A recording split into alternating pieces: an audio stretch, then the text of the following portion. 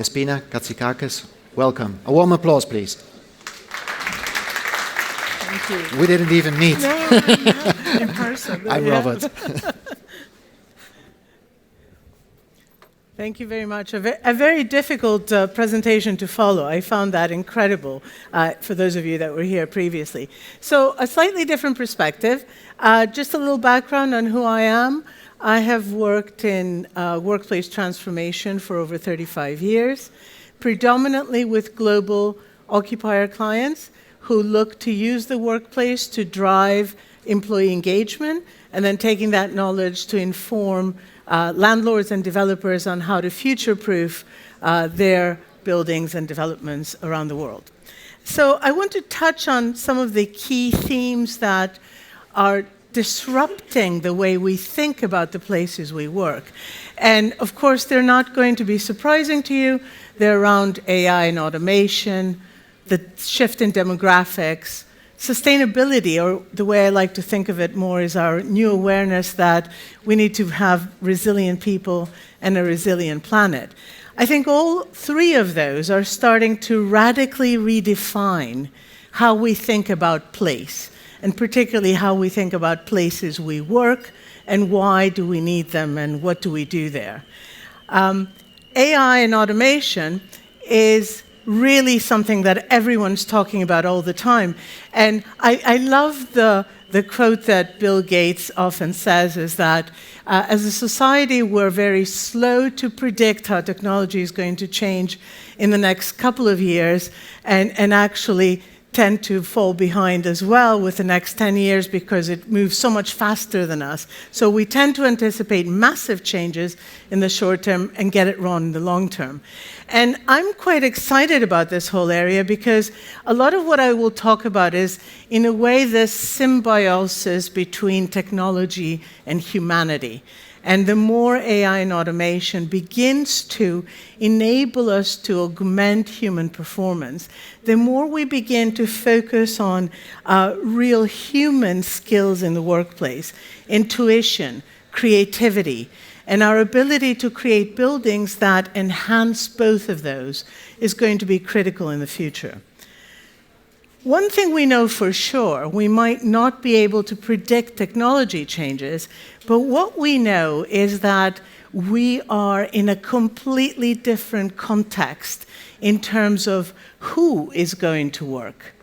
For the first time in the history of the workplace, we actually have 5 generations at work today. And what I hear from all of our clients is that the majority of CEOs, their primary concern is how to retain and attract skilled, highly skilled people to their workplace. And those people are very diverse. We have this incredible opportunity to recognize that within the next decade, over 1.3 billion Gen Z will enter the workplace. And if you match that with the fact that millennials will be the majority of the workplace within this decade, we're suddenly looking at a group of people whose primary drivers are centered around having meaningful experiences and making a social impact. Again, very, very distinct and different drivers of how we should design. The other important thing that these generations bring is that we've suddenly become aware that we are not all the same. We finally got to the place in workplace design where we realized that actually some people are introverts, some people are extroverts, we have different personalities, we like to work differently. But more interestingly, for the first time, we're starting to seriously recognize that at least 10 to 15% of the population are actually neurodivergent. So they're even more sensitized than just the original classificational differences that we see. And in order for those people, for all of us as people, to perform well, we need to have a variety of environments that support us to do different things throughout the day and make us feel free to make those choices and make us feel we belong. So suddenly the one-size-fits-all office environment we've seen for decades begins to feel very obsolete in that experience. And not only is it obsolete, it's really struggling to perform. We tend to look at sort of three elements of performance. The efficiency of the space. Is it supporting business change? And is it used well?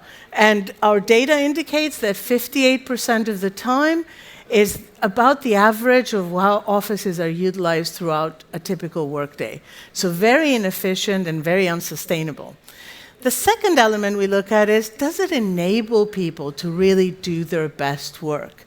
And actually, only about just above average, just about 50% of people feel that the office supports them, and 48% of people feel their office actually does not support them to do their best work.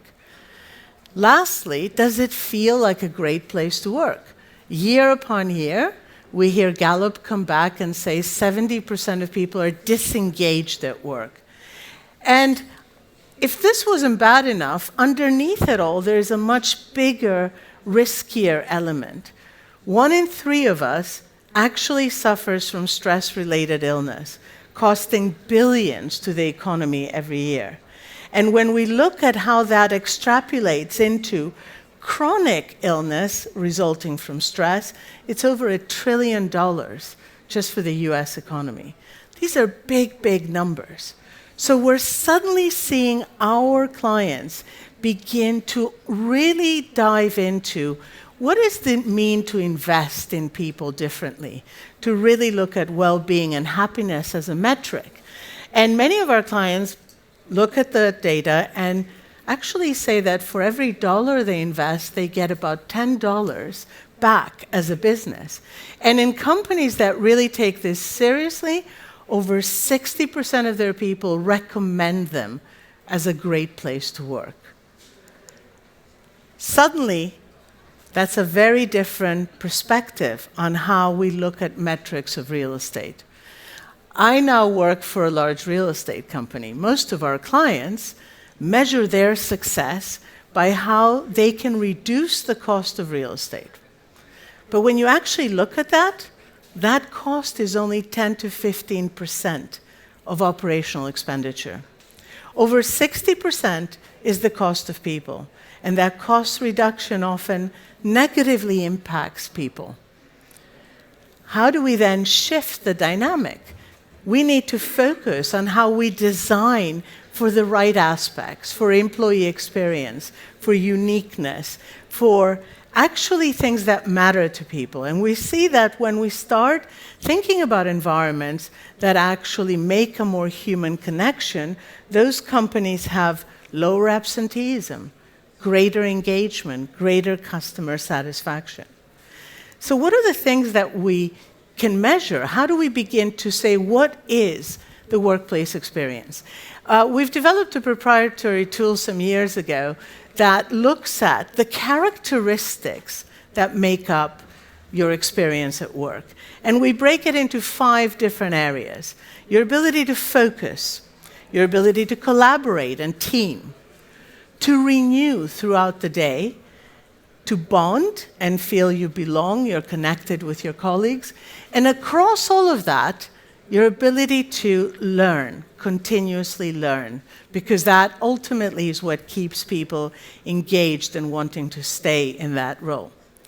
What's more interesting is we begin to then break that down into the specific attributes that make up that experience so that we can design solutions straight into that.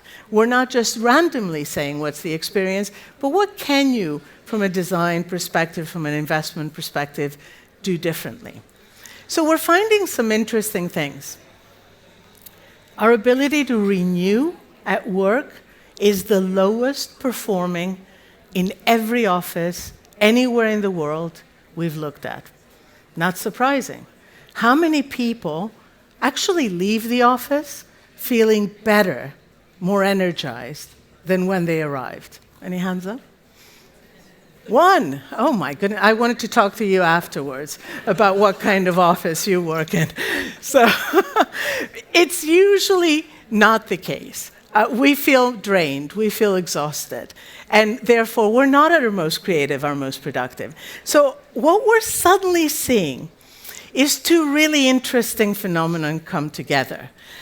One is our ability to assess those elements of our well-being and create places that reconnect us with nature, reconnect us with humanity in the office, to give us that sense of renewal throughout the day. Open gardens, spaces to meditate, but even greater, more subtle interventions.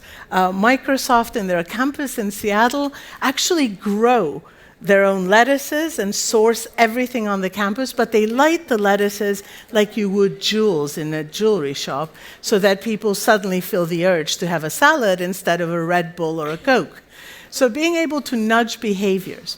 But whilst we're on one hand looking at design from a physical perspective, the other aspect that I find fascinating is that for the first time ever, technology, ubiquitous throughout the building, give us real-time, dynamic data of what happens in the building. And our interaction with that technology is completely different. I have a 4-year-old granddaughter. She walks into the kitchen and she says, "Alexa, play Moana," and she dances. What will she expect when she walks into her workplace? We will increasingly be looking at how our devices, our personal devices, our home devices, domestic devices, drive a different expectation of interaction. We will begin to expect the office environment to be like a stage set that's customizable hour to hour, moment to moment, to our mood, to our functional requirements, to everything that we need to be our best self at work. And interestingly, when we begin to think about that, we find some really scary numbers. 1/3 of employees' sick leave is due to bad indoor air quality. So no wonder we all feel exhausted at work. Now, when we look at the numbers, if you invest $1 a square foot in improving air quality, you have more than 50% impact on cognitive performance. Companies often hesitate to invest the dollar in better systems. If you look at other areas of business, casinos pump fresh air in because they realize cognitive performance means you will stay there longer and gamble longer and spend more money. So being able to think about the human experience at work is going to be, I believe, the fundamental change we will have in the next decade. For the first time ever, our buildings can be both smart and healthy, and those elements will come together. Increasingly, people will say, sorry, my device tells me the quality of air is not good enough for me to be here today, or the light is affecting me in a different way. And they will vote with their feet. So creating those environments will be critical. What's also interesting is, of course, that these healthy features are not just good for people. They're good for business too. So whilst we see that buildings that incorporate all of these have a much higher 79% improvement in employee satisfaction and engagement, we also see that they have a much more faster at leasing, 73% faster at leasing, and 62% higher longer-term value. So suddenly investors are starting to look and listen, especially when they see that 83% of occupiers are willing to pay more for these features because they want to be able to attract people. But I started talking about stress and the impact of well-being and stress in the workplace. Now, we're in Amsterdam, which really doesn't fit my model, but I live in London, and that image on the far left is what the commute in London is every day. And there's a great piece of research that was done that says 85% of Londoners arrive at work exhausted, fed up, and ready to call it a day. So not great experience to start your day with. So it's not surprising that in city centers that have very complex commutes, we're starting to see an increase of people wanting to have flexibility to be able to work from anywhere. Over 78% of people want to be more flexible in their choices because they feel they will be more productive and have a better work-life balance. And 51% of them actually want to change jobs regardless of the pay to do that, to have that impact. I think this is very exciting because this is something that at the same time imposes a huge, huge set of expectations for design. The more people have the choice to come to work, the more the design of the workplace needs to be a compelling experience for them to want to make that choice. The other aspect that's really exciting is that it allows us to begin to reinvent local, regional high streets, reinvent underused restaurants. This is actually in Brooklyn, the image on the bottom right, where they're using restaurants that are not used during the day as co-working environments for the neighborhood to build up that local community. So we will see a lot more of that. I strongly believe that the sharing economy is absolutely here to stay. All of our corporate clients are beginning to leverage on-demand co-working environments like WeWork and others, not only to create spaceless growth and flexibility, but also to tap into community and access a very different talent ecosystem. At the same time, they're all investing in co-living. And many times those two things come together in wider, complex schemes. But I think we're going to see this issue of how we focus on that sharing environment to create engagement and bring it together through events, curation, activation of spaces in a completely different way. Many of our clients think about remote first, so that people actually are working from home 1 to 2 days a week. And that begins to have some very, very interesting implications. For the most important one for me is that people that do that work from home 1 to 2 days a week, have at least 42% lower carbon footprint. And we will start asking those questions in terms of our commute more strongly. But also at the same time, the companies that have those policies have 20 to 40% less space need. The most interesting of all, though, is that whilst often traditional organizations feel they will lose control of people, what happens is people are more engaged and have a better experience because they choose to come somewhere. They actually curate their own experience and their own day. So this, again, is going to be a really significant driver. So I suppose the important question is, what is the role of the office when we have all this choice and we have all this flexibility? Historically, the office was built to demonstrate power, hierarchy, and to have control over what people did.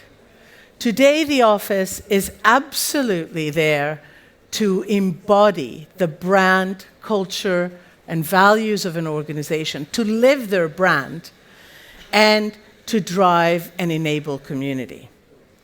Our clients that do this best recognize that they need to treat their employees as a customer. And they take fundamentally a hospitality approach to real estate. I was at the luxury talk yesterday, and I found it very interesting because almost everything that was being discussed you could apply to the workplace today. People want their life at work supported by their employer, and they want it done in meaningful ways and in ways that gives them unique experiences. The other thing that it begins to drive is a very different model of what the workplace looks like. The things that we find amazing about successful cities are now the things that are actually driving the characteristics of a successful workplace. The ability to have interactive, overlapping functions, permeability, surprise, serendipity. All of the things we love in urban places are the design direction for successful offices. Very, very different way of thinking about it. But it's gaining significant traction. This is a project that I did the vision for in 2015. It is the largest commercial office tower in Europe, 1.4 million square feet of lettable area. It is in the City of London, right in the center of the city. And this is a very unique project because it is a building that turns the idea of a skyscraper on its head. So as you know, typically high-rise buildings are very isolating places. You go in the lift, you go to your desk, you don't actually become part of the building community. So the vision here was to create a vertical village, to drive people-centric experiences and to drive the focus on community. So we've allocated over 200,000 square feet to community activation and experiences throughout the building. And it provides amenities you might find in other commercial buildings, but they're quite unique and quite different. So it has a gym, but the gym has a climbing wall on the glass on the 25th floor overlooking the City of London. So whilst the City of London might have a lot of gyms, this is a very unique experience for those of you that might enjoy that sort of thing. This is also the first project to actively embrace WELL certification. So it became the first project in Europe to have WELL certified core and shell so that any occupier coming in could tap into the improved air quality, circadian lighting, filtration, all of the elements that I spoke about earlier that could drive human performance. It is also the first building to provide a completely open, intelligent building management system partnered with Microsoft. It's the same that they use on their campuses. And this, again, gives occupiers the opportunity to tap into real-time data and analytics through using the Azure cloud and even begin to manage their space and in real time, as I was describing earlier. So the building is actually embracing the idea that it needs to be first and foremost for people, and it needs to be open and iterative. I think this is something we often struggle with in design terms because we like to have the answer. And the answer in the way the workplace is moving is that there's never an either-or answer, there's not one answer. It's multiple solutions that will change over time. So I'm quite heartened when I start seeing that large investors are beginning to embrace this in these types of buildings. The next layer that we see this is in how large-scale mixed-use city quarter developments are changing. And I've put three that I think are particularly interesting that I've been involved with. In the middle, London's King's Cross, which of course has an incredibly diverse ecosystem of functions. All of these schemes embrace work, live, leisure, and retail, and recognize that today we do not go somewhere to work. We actually tap into a network of places that blurs those boundaries throughout the day. They are all community focused. They give up most of the area into public realm. Toronto is creating complete permeability at the ground floor. So the ground floor of all the buildings are open to the public, and you create this seamless city that goes through all of the buildings.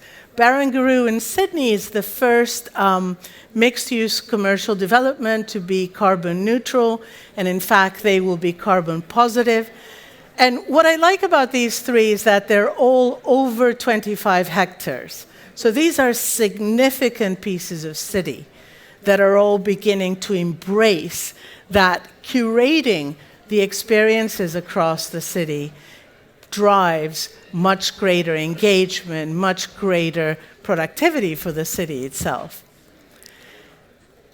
It was interesting, we heard this morning that every presentation touched on sustainability, although sustainability was not a theme of this conference.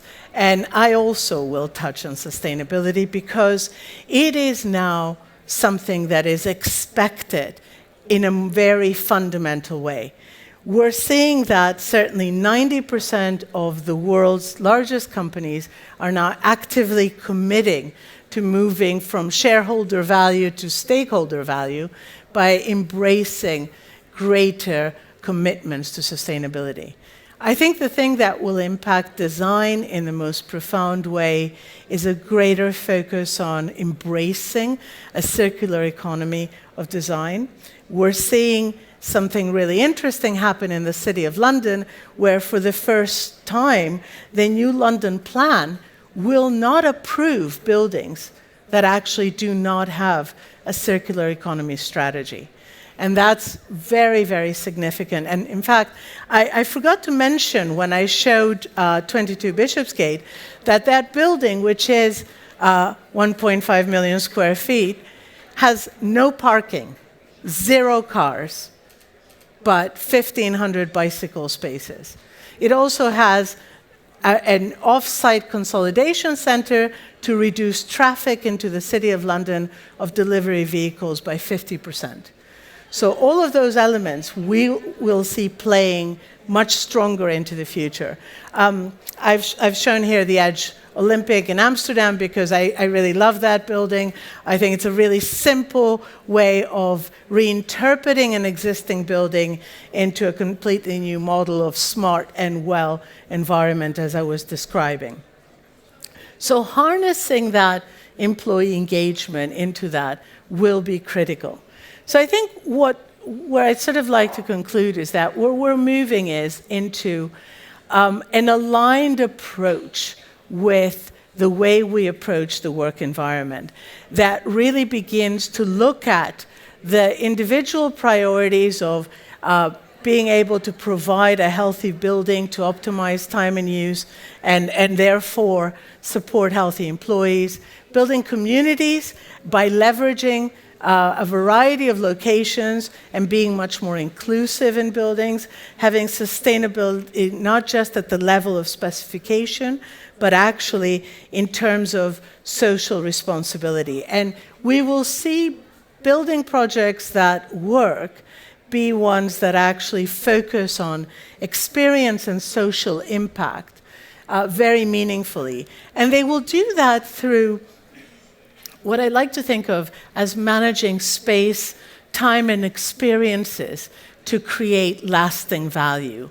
I think it's really important when we advise our clients on the workplace, we tend to tell them that the workplace it's important they recognize that it's not a building. It is a total ecosystem that embraces all of the places where their employees will be working. And by doing that, the moment you think about the workplace as a wider ecosystem, you begin to really bring value to us as individuals by optimizing our time, enhancing our quality of experience, supporting our lifestyle and well-being. But at the same time, it drives corporate value. It liberates capital. It supports business flexibility and agility. It allows greater talent access and investment value. But ultimately, the thing I find more exciting is thinking about the city in a much more complex and diverse and resilient way, because I think we need to be very caring about what the elements are that we bring into our cities as places that are resilient to the future. I think the metrics that will get us there will be very different to what we had before. It's not any longer about being cheaper, but it's about actually decreasing the things that matter. Useless space, wasted time, stress, carbon, and outdated policies, and increasing engagement and choice, ideas, collaboration, well-being, and I think, above all, increasing trust. Because almost coming full circle to where I started with technology, I think the office is absolutely here to stay, but in a very different manifestation of what it becomes, and a real emphasis on how design and people-centric design can really drive unique, fulfilling experiences that help us thrive in our life and our work better. Thank you.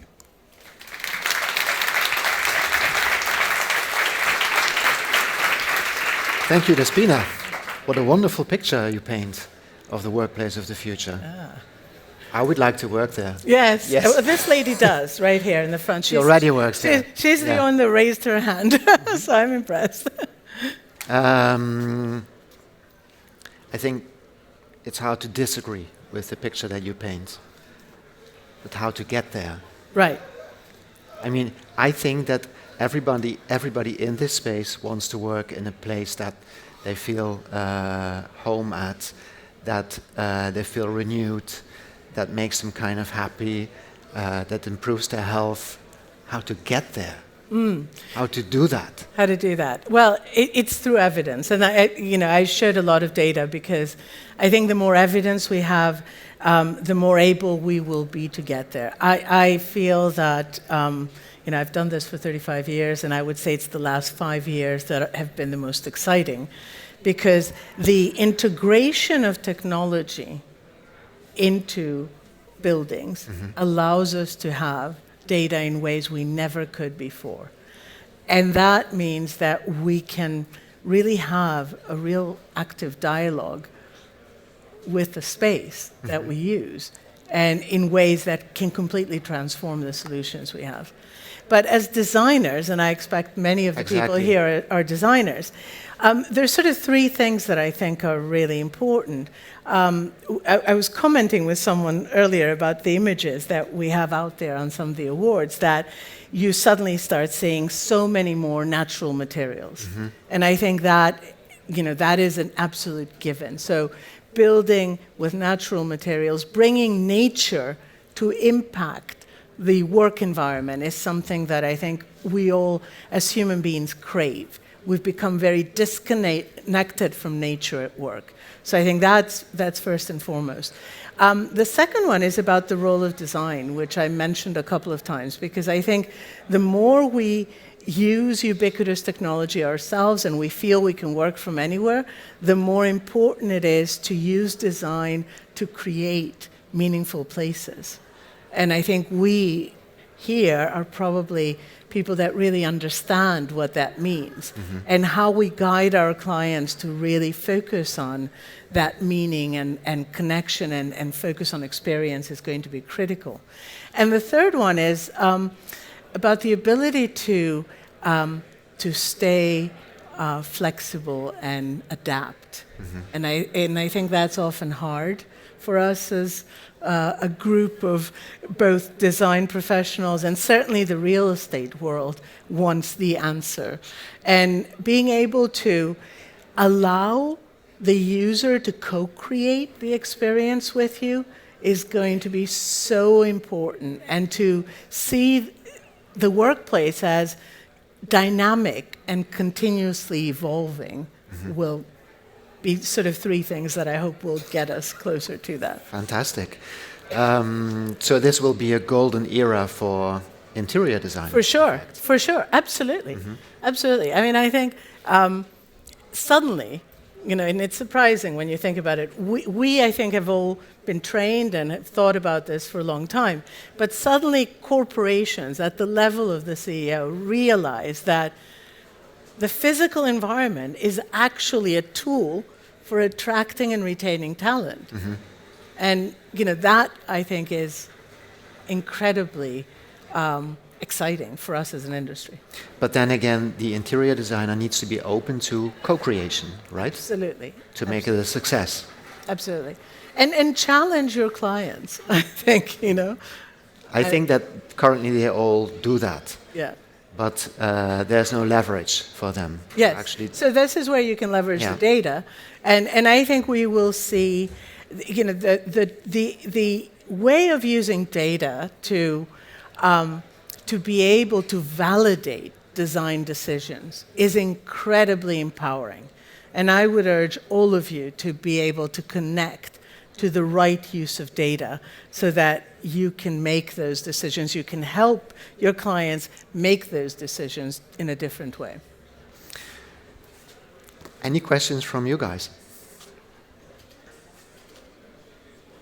There's one over there.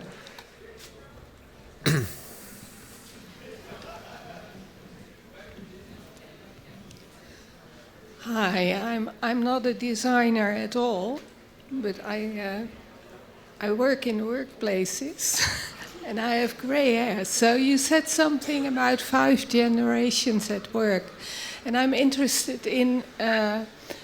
Can you tell me something about how to cope with the different needs of all those generations? Yes, that's a great question, and I usually touch on it, but I didn't. So what I find interesting with this is that when people talk about the different generations at work, they focus on just the differences. What I'm more interested in is focusing on the commonalities. What are the things that all generations agree in? So I'm a baby boomer. I'm at the other end of that scale. And I actually want the same choice flexibility that all the other generations want. So that's certainly something everyone agrees on. I did a piece of research for the City of London on this a few years ago. So we found several commonalities. First is choice. Choice and flexibility of how, when, and where to work. The second is having a meaningful connection with the purpose of the company you work for. And that, again, is common across all generations. The third one is the ability to actually grow and learn at work. And that's why in our experience metric, we had learn as the central piece of that. If you're not learning at work, you're not satisfied, you don't want to be there. And then the final one, which is again interesting, and I focused on it quite a bit, is an expectation that your employer will support your lifestyle and well-being. And in fact, if you take each of those, I think they each create clear design outcomes and drivers. Now we have you here in the room. We have some other people here in the room. I don't know if they're in this space or in other spaces, but today we will have the annual meeting of the board of German office furniture manufacturers here. Ah. So it's a big group, 40 people. Yeah. They all make office furniture, and even we have some Italian office furniture manufacturers in this space, front row. I'm putting you on the spot here. But do you have any advice for them? How can they better cope with the future that you are painting? Speaking about happiness, empowerment, well-being. What does it mean for furniture? Yeah. So, again, probably 3 things. First and foremost, and I think most furniture manufacturers, certainly the large ones do this already, engage with the user, collect data, right? That is critical. What is today? What is the future expectation? What works, what doesn't? Be prepared to fail in that, I think is critical. So have the data. The second one is around the circular economy piece. I think if you do not have a resilient, sustainable solution, if you don't demonstrate an end-to-end procurement story that actually embraces that, you probably don't have a business in the future, is my sense. So from a procurement point of view, all of the corporate clients I work with will make choices absolutely based on that first and foremost. So that's a critical design issue. And the last one goes back to this co-creation, right? So how do you create objects that can be adapted by the user, can evolve? I'm going to say something very unusual. I love you.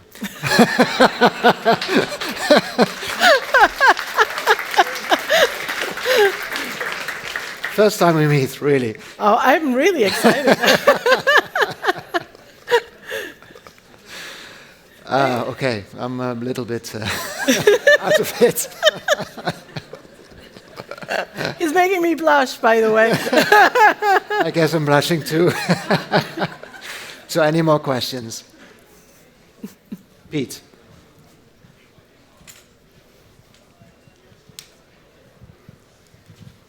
Hi. We had a discussion yesterday of another challenge a bit around the future of furniture in the workplace and just the future of the workplace in general.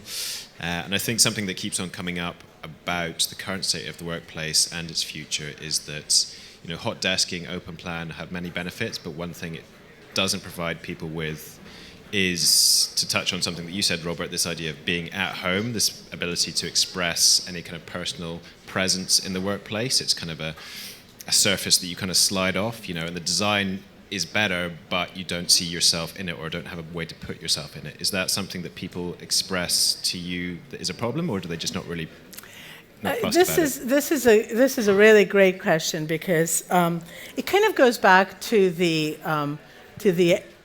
notion that we always expect either or, right? So it used to be, am I an open plan? Do I have an enclosed office? Now it's, do I have a desk? Do I share a desk? So it's always a binary issue, and I think, you know, I personally really struggle with that, because work is not binary, right? It's about both. It's about embracing choices and embracing all of those elements. I work in a very mobile way because I travel a lot. I'm in the office very few days of the week, and therefore I feel very comfortable not owning a desk. I have not owned a desk for 25 years. When I'm in my study at home, it's highly personalized, because what I do at home is I think and I focus. And I don't do that when I'm in our offices, because I tend to collaborate and engage with people. So someone that actually does real focus work, real intense creative thinking, will want to control the space often that they do it in. And I think this is where we need to not be thinking about one solution, one size fits all, but being able to embrace that diversity of functionality, of individual preferences and personality. I talked about neurodiversity and how that plays into the workplace. Some people have incredible issues with being, you know, in open sound. They need kind of more quiet space in order to feel safe and in order to feel able to thrive and create. And we need to, as designers, as real estate professionals, we need to embrace that diversity and help the industry move away from simplistic solutions of, you know, one, this is the new trend. I don't think there is one. One last question.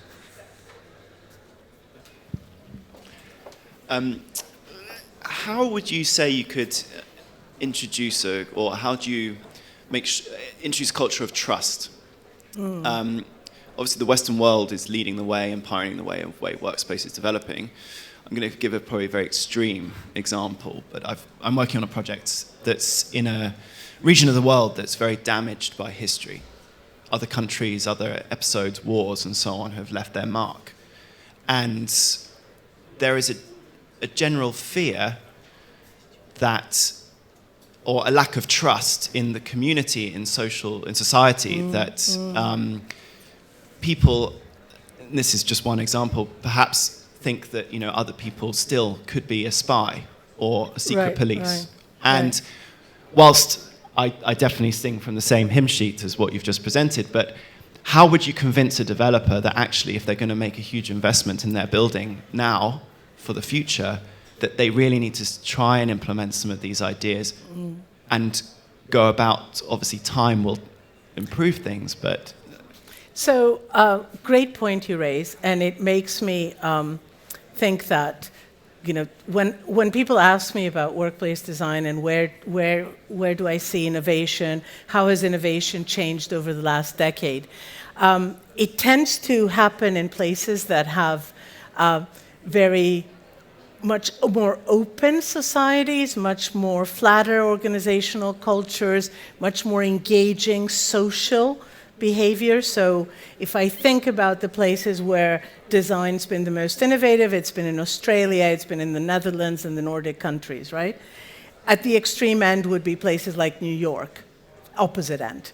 So, very hierarchical, very untrusting, very defensive environments. So I think what's interesting is that even places like New York are starting to embrace that people actually want to connect with others in meaningful ways. So I feel what's helping is technology, because technology, again, the more we use technology, we use it for certain things, but then we use each other to make that trust. And I think if we think, it's a bigger philosophical thing that doesn't have to do with space, but if we think about fake news and where the future will go, if you're standing here, I know it's you. If you send me something, you might not be you, right? So I think we will see that play out into the office, and that could be a route to begin for a situation where you are in a transition of a society and culture. Use the office to trigger and build those elements of trust that will be necessary in the future. Thank you. Thank you very much, Despina. Thank you for having me. Super.